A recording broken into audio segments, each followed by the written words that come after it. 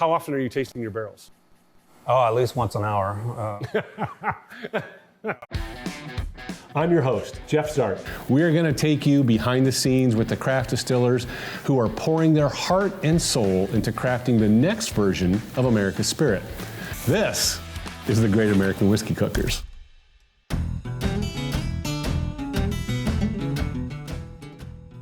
Welcome to the first edition of the Great American Whiskey Cookers. Today we're headed to the mighty Mississippi in Bettendorf, Iowa. And we're going to go talk to John and Linda Baker at Cat's Eye Distillery and find out what it's all about. Well, let's go. Okay. Hey, a little trivia for you before we go. I'll bet you've always wondered why river towns tend to be party towns. Okay. Well, back when the river was a major form of transportation, people would lash together their boats, their canoes, their rafts, and they'd float into a community, let's say like Bettendorf, and get there all at the same time. They'd be there for the night. Guess where they went first? If it was me, I'd go to the saloon. Let's go. Let's go.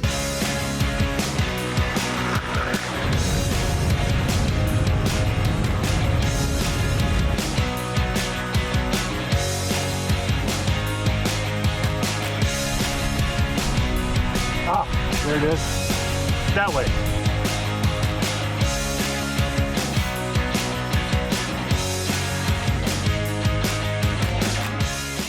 So today we're here at Cat's Eye Distillery.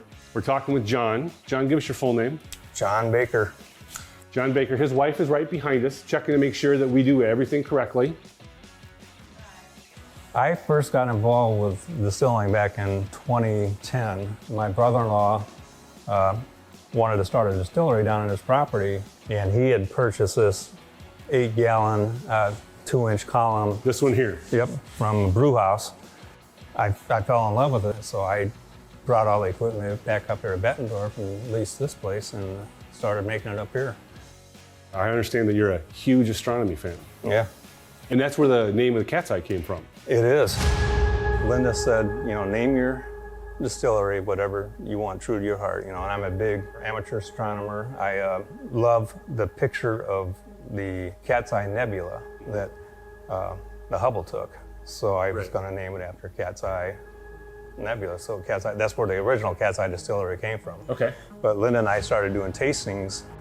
Linda said, no. So she took a picture of our daughter's cat, and that is our label now. So you talked some sense into him. Yeah. So, John, talk to me about Cat's Eye Distillery. Let's talk about the product. We're standing in front of your still, right? Yep. Tell me how you make it. Let's talk about the product. Let's talk about the ingredients and the materials you use and kind of where you're going with this. Okay, what we do first is take the corn and grind it in a grinder into a fine powder and put it in those garbage cans over there. And then once they fill up, we fill this up with about 70 gallons of water, bring it to a boil with our heating elements, which are just heating elements from a normal water heater at home. Okay. And once it comes to a boil, we put 150 pounds of the ground corn in there and start mixing it up and throw some enzymes in there and cover it up and let it set for about an hour or so to get all the starches out of the corn.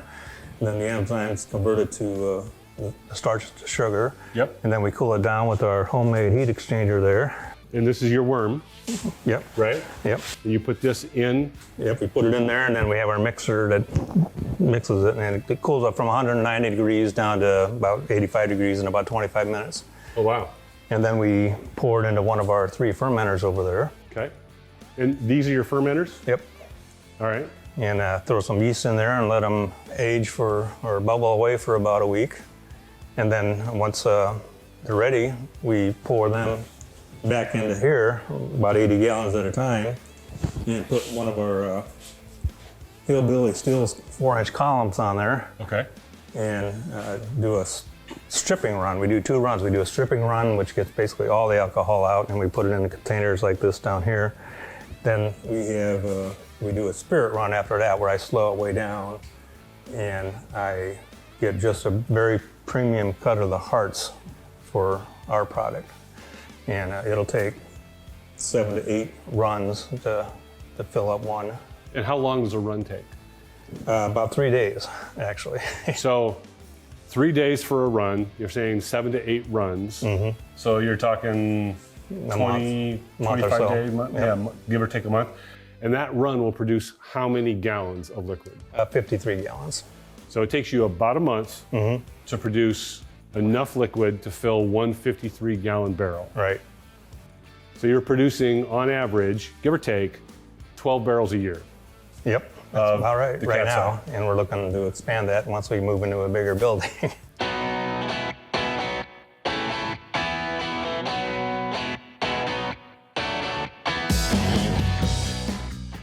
You talked about you do a stripping run, right? And then you do your other runs and you go for the hearts. Right. Explain to us how do you know where the hearts are in the run? Okay. Let me back up to our very first still back in Van Buren County. The very first time I ever saw a still in process, we sat there one evening with spoons and was tasting the distillate as it was coming out. And the first stuff was, really nasty and had an off smell. But as time went on, the off odor went away and the taste became smoother. It was coming out at like 185, 190 proof, And, we got to the hearts, which was the good stuff, and we were sipping that for a while. But right in the very middle of the hearts, I was sipping it, and it was just so sweet, so smooth, no bite. I got goosebumps, and I said to myself, if I ever start my own distillery, I'm going to use just this part of it, which is what I do now. So you have your tails, your hearts, and I just take the premium cut of the hearts, and the heads, hearts, tails. Right. And then recycle the rest of it through. Because when you reboil it, the esters and aldehydes break down and they reform, and we still get good alcohol out of it. So this leads me to all sorts of questions, and my mind's got all sorts of things running around in my head. So you're taking just that middle part of the hearts for your distillery that you're going to barrel up. Yep. And that's what takes you 7 to 8 runs to get, right? Right. So you're basically taking the heads, you're taking them off, and then you get to the heart, right? And you're taking that first part of it and you're discarding that, so to speak. You're putting it off to the side, recycling it, just taking that middle section. And then once it kind of gets through that, even though you're still in the hearts, you're taking that last part of the hearts and putting that in the recycle along with the tails, and then you're doing it all over again. Right. That's why it's taking you 7, 8 runs to get there. Yep. That's a process. But it's nice and smooth, probably the smoothest whiskey you've ever tasted. It doesn't have that bite that some whiskeys might have. So, John, I saw this barrel sitting over here, asked you about it, and you said, that's a little bit different. Tell me what this barrel is. We had a farmer come up from Burlington who had planted some Jimmy Red corn and was wondering if we could make some whiskey out of it. And I said, yeah, sure. And he brought up 150 pounds of it, and we ran it through the still, and this is the result right here. It didn't make very much, but so it's got enough that we'll let it age for a while, and we'll sample it and see if it's something we want to continue to do in the future. And we'll let that age for about 8 or 12 months and sample it. So tell me, what am I seeing behind us here? This is our first major piece of equipment we bought. It's a mixer. Okay. It's got a big paddle at the bottom. It was originally an ice cream maker. It's got a jacket around it that they put ice cold water or whatever through it, and the dairy product inside there, and make ice cream out of it. We use it for blending our Nassif Family Reserve product, which is a blend of the light whiskey, the rye, and the bourbon. Okay. We've got, looks like a bottling. Yep, we upgraded. It used to be a 2-hole bottler. Now we doubled our capacity. We're doing 4 at a time now. Right. And then from here, you're taking it to this line over here. First line over here.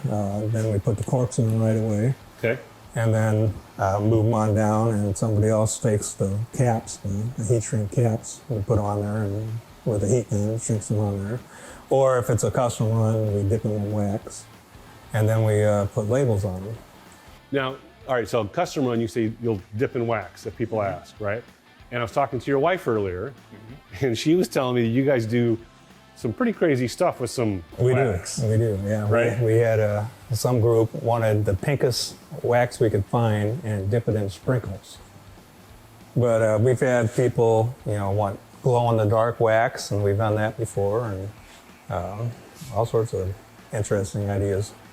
We're in about 12 states now. Okay. I think Florida, New York, Wisconsin, Iowa, Minnesota, Missouri, Tennessee, Kentucky, and our first order's getting ready to go to Louisiana.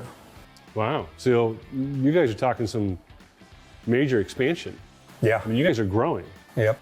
Well, that's obvious because just yesterday, I went into the normal liquor store that I buy most of my stuff from, and said, "Hey, Dave, like I'm looking for Obtainium." He said, "I can't get it." So I can't get it at all. So I haven't been able to get it for a couple months now. Yeah, the light whiskey, the 15-year light whiskey was hard to get. We couldn't get it here for the longest time. We just got 28 barrels in yesterday. And you're sourcing that, right? Yes. And the barrels are behind us. Yes. So let's talk about the barrels and where you're sourcing it from and that process. Yeah, my partner, Gene Nassif, is the genius behind that. Back in 2018, he was one of the admins of the Iowa Whiskey Chaser groups, Facebook groups. Mm-hmm. And we were chatting one day. He said, "I wish we could just buy our own barrel, source our own barrel, and bottle it at cost and sell it to the Iowa Whiskey Chaser members, at a very low cost. But that's illegal." And I stepped in and said, "Well, maybe I can help you out. I have a permit to do that." And so that's how that came about. That's how it came about, back in November of 2018. And we became partners, and he started ordering barrels for us, and we started bottling up and doing different things with them, finishing them in different types of products, and then expanded from the light whiskey to different ryes, Polish ryes, Canadian whiskey. We have a 27-year Canadian whiskey in here. And really? Uh-huh. A 27-year Canadian whiskey. Yep. And we have some Armagnac from France. He got samples from different farms over in France and found the best blend that he liked. And from 5 different farms, they blended per his instructions how he wanted it. And they put it in totes and had it shipped over here.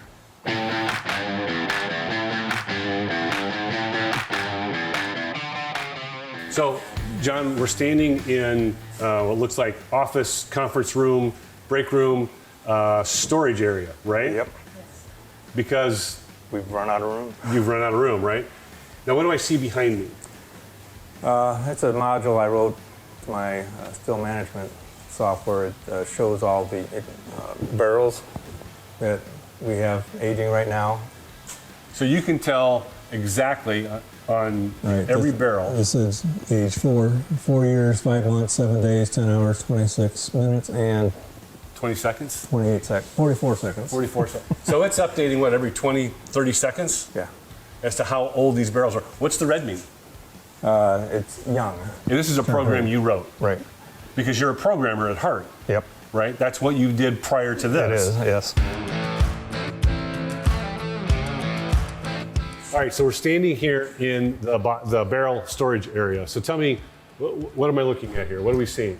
All sorts of our source barrels. We have light whiskey, we have Canadian whiskey, 26, 27-year Canadian whiskey. We have ryes, we have bourbons, we have blue ryes, which is bourbon, 39% rye. And our products that we make here in-house, our Essence of Iowa and the newer barrels there. And these are obviously brand new barrels versus these. Yes, these are used barrels, yeah. So do you mind telling us what the char level is of this? Yeah, we get these up in Minnesota, Eden, Minnesota at the barrel mill. We experimented with different char levels, and I decided that char level 3 was the best for what we're doing down here. It seemed to work the best. And the reason I got them from Minnesota is the oak that's grown in Minnesota has smaller pores than oak that's grown in the Midwest region of the country. Sure. And if you look at some of the older barrels, you can see where it soaks all the way through some of these barrels. And I didn't want that to soak all the way through, so we used a finer pore oak. What's your angel share? What your evaporation rate? How much are you losing? Yeah, about the 5% a year at least. Yeah. I think that's what the ratio is. Okay. We've been walking around and looking around, and You seem kind of cramped and kind of, everything's kind of closing in on you. When you moved in here to this place, did you have any idea that you would eventually outgrow this and then you're going to be needing a bigger facility? No, in fact, at the time, could barely afford the rent down here. I leased out some of my space to store a car of a friend of ours, and he'd pay me rent for that, and Sure. it helped towards my rent towards this. But we kept growing and growing, and we lease a 53-foot trailer out front that's full of bottles and boxes and other storage. And that got full, so we rented another 40-foot container out front there. Sure. And that got full, and a neighbor across the street allowed us to put 5 or 6 of our pallets over in his place just temporarily till we can find more room. And then we still ran out of room, so we got a 20-foot container out there in addition. And we just got 28 barrels in yesterday, and we have 38 barrels coming in another week or so. So where are you going to put them? There's plenty of room. So I keep telling my son and nephew. You're looking to go from here, which is how many square feet This do you is have? 2,200 square feet and 1,100 on the other side over there. So 3,300 square feet. To at least 12, 15,000. Yeah. So a nice big jump up. Yep. When you guys were first starting, you had a hard time selling your product. Right. We had to go out there and pound the pavement and do tastings all over the place, and until people started to hear about us. Right. And even now, we're one of the Quad City's best kept secrets. We still have people, I didn't know you guys were around here. So this is 2022. So in 2021, your sales were how much? Around 200,000. Around 200,000. Mm-hmm. And in 2022, this year. Well, actually, it was 2020. 2020 it was around 200,000. Around 200,000. Last year, it was 1.2 million. 1.2 million. And we're sitting here in July of 2022. And we're already at $1 million. We're hoping to hit 2 million by the end of the year. So you're growing by leaps and bounds. Yep. So watch out. Look out for Obtainium, right? Right. Nassif Family Reserve. It's obviously some good stuff if you're growing that far, that fast into that many states. Yep. Yeah, in fact, Louisiana, the distributor down there called me and asked if he could carry our product, where it's usually the other way around. We have to fight to find a distributor. You do barrel picks. You're a small craft distiller, right? I mean, you're producing, we've talked 12 barrels a year, right? Basically, Yep. Right? But you will do a barrel pick for somebody. Right, of our source products. Right. And people will come in from all over the country, and I'll let them try stuff right out of the barrels, and sometimes they'll mix things together to make their own blend, or they'll just say, I like this particular product that's finished in a port wine barrel, and we give them a choice of how they want it bottled and what type of top they want it, and they want a special label, we can do that. And a lot of them, they buy it and then they put their own custom label on front of it too. Yeah. So the whole question on stickers, you allow people to put stickers on your bottles, and Yep. It's not a big deal for you. And Right, after we sell them. after you sell it to them, you're okay with that. Right. So how do you get this barrel and what's in it into a bottle? Well, we take our fork truck over there, lift it up, leave it up high, and siphon it into this 100-gallon container over there. Okay. And then we filter it from that container into the other container. It's by the bottling machine over there. And then we use the filtered product to bottle our bottles. So you're talking like 3 or 4 steps just to kind of get it there. Yeah. Right? It's not a really quick process, and it's one barrel at a time. Just one barrel at a time. Our Obtainium products are all 1 barrel at a time. We put the barrel number on the label and when it was bottled, and because every barrel is a little bit different. And your cat's eye that you make yourself, and that's what we see in the new barrels, the new oak barrels. Those are going to be how old as you bottle them? Well, it's sort of as it goes. They keep growing older. Our first one was only 5 months old. Our second one was 8 months old. Our third one was over a year. And we're up close to 3 years now on our oldest one. Okay. So it keeps getting better with age.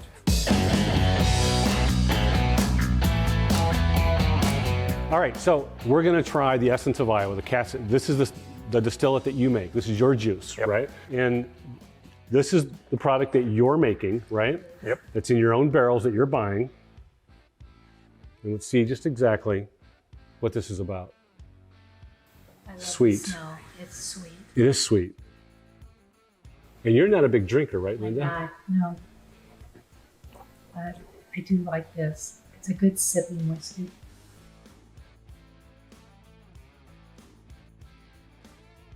It doesn't give you that. Oh, wow, that's... It's very smooth. It's got a nice caramel whiskey flavor to it, of a vanilla. Doesn't have a real big bite like some whiskeys might have. Texture too, it's like a buttery, creamy. It is buttery. It's got a pretty good mouthfeel. Rolls around. It's really even and balanced. There's some caramel. I'm picking up some vanilla. That's nice. Thank you. What's the proof of this? 80. 80 proof? Yep. So it's a real easy sipper. Yep. So it's a real easy whiskey for people to get into who are just starting to drink whiskey. I want to say it's like good for women, but women love this whiskey because it doesn't have the bite that most whiskeys do. So, Linda, you said it, you really like, you're a good salesperson and you enjoy sharing your product. Mm-hmm. So, when you share this with folks, what are the most common things you hear? Well, from women, they always say they don't want the ick factor. It's smooth, it's easy to sip on, and then they'll do it, they're like, so nice. Yeah, it's got a short finish. At least for me it does. I'm getting a short finish. I don't know about you guys. I'm getting a little bit of oak. No, I can sell this to women all day, for sure. And this is the one that, I mean, it's hard to find obtainium right now, but the Cat's Eye is the one that I haven't seen in the stores. I haven't seen it for months. It's hard to find. It is. And is that just because demand is so high you can't keep up? No, it's more a marketing issue. We do tastings in the Quad City area, but the other cities, it's tough to get to them. And it's more of a marketing issue. That's a super easy drinker. It is. Yeah. I can see why women might really enjoy it, especially someone who's just getting into whiskey, Starting, yeah. because it's a super easy one to step into. Yep. Especially being at 80 proof. It doesn't have that proof kick to it. Right. Well, the really awesome thing about what you're producing, compared to the big companies, is it truly is unique. And the other products, while great, I mean, in their own way, are what they are. You know, it's not like you're discovering something new. Right. Well, people like the fact that it's made here. That's fantastic. John, Linda, thank you for letting us come into your distillery today, for showing us around, showing us your process, sharing your product with us, and letting us taste the essence of Iowa. If you're ever in Bettendorf, check out Cat's Eye Distillery. You can find them online, catseyedistillery.com, or better yet, when you're here, give John and Linda a call. You can come in for a tour. If you have made some arrangements, maybe John can even help you out. You can pick a barrel, your own private barrel, just for you. Again, catseyedistillery.com. Check them out. You can find us at the Great American Whiskey Cookers. We'll see you next time.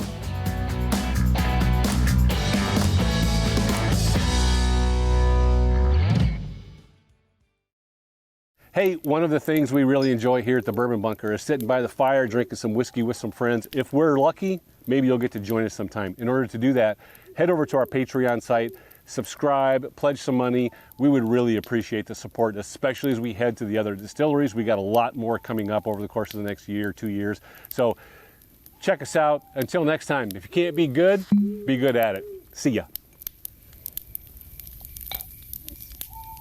There you go. That was it?